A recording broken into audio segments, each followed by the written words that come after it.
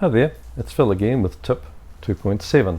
Just a couple of points to discuss before I get into the main topic. Firstly, I've had a few comments that I do go through my material quite quickly, and some people struggle a little bit to keep up.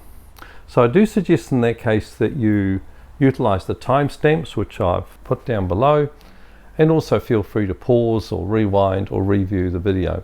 My style is that which is focused, structured, concise, strongly exampled. I don't labour the point or waffle, so sorry about that, but I hope that most people appreciate my approach. The second thing is, as is my usual case, I'm using my own property here as an example. I also have used a number of video clips and photographs from other properties, and I do appreciate that from those people who have provided them or made them available to me, and I have given them a citation down below to acknowledge their input. So as I mentioned, this tip is tip 2.7, which is formal and informal styles. And I'll begin with formal styles, then I'll discuss informal ones, and then I'll discuss a little bit about how you can actually transition between the two.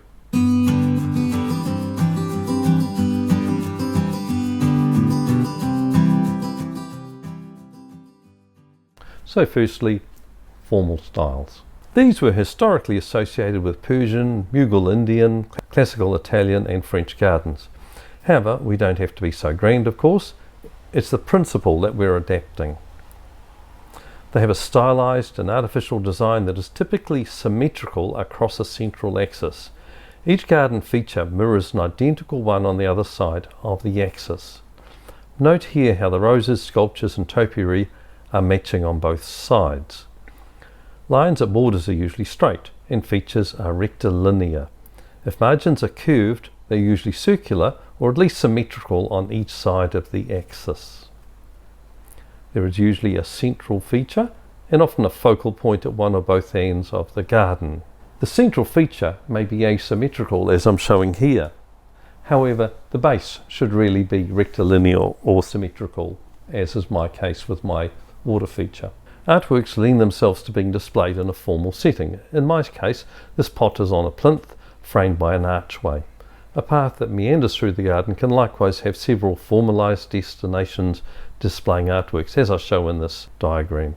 Specimen plants tend to be those that can be trimmed to a precise shape. Examples include Italian cypresses, topiarized box plants and carokia hedges. A change in level can be made into a formalized transition through the use of steps with matching surrounds as shown here. A longer flight with a right angle can also be made more formal by having a landing at the turn with symmetrical pots at the corners. A water feature should be symmetrical as shown here. You can be creative about this, for instance with this rill leading to a small pond. Fountains are more suited to a formal garden than an informal one, but a formalized waterfall is fine.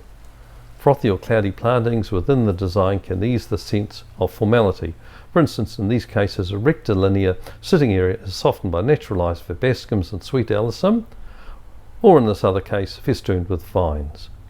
Small properties can lend themselves to a formal layout, as you are largely bound by the rectilinear lines of the house and boundaries, as shown in this diagram. You can see that the water feature here is offset from the central axis.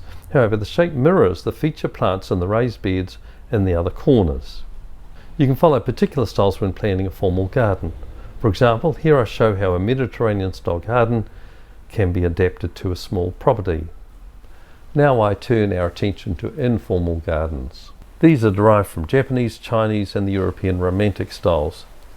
Again, we can adapt these to a modest urban scale. They are asymmetrical and naturalistic, aiming to reflect or represent the natural environment, as with my secret garden at the rear of my property or this wilded area. Features such as trees and rocks are more often clustered in odd rather than even numbers, arranged in informal groups. The lines are almost invariably curvilinear and are often masked under foliage.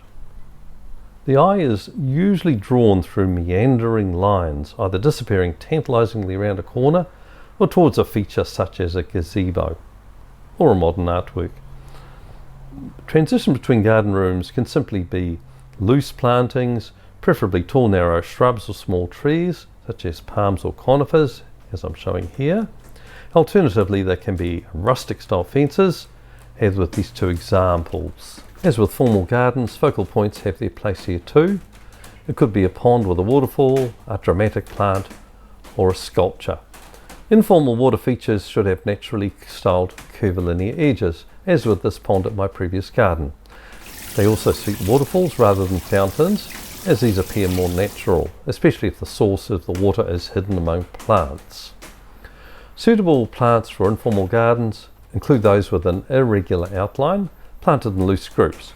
An example from my garden is these wildflowers billowing over the garden edges. Here I show how a small garden can use an informal style with a desert theme, an exotic or tropical theme, or a Japanese approach. You don't have to be pedantic about these styles. Many charming gardens actually combine a formal style within a more relaxed informal setting. Although the central axis is the main symmetrical aspect, the mirroring may fall away on each side, as you can see with my courtyard garden. The wall on one side doesn't match the studio on the other. A single property can incorporate both styles.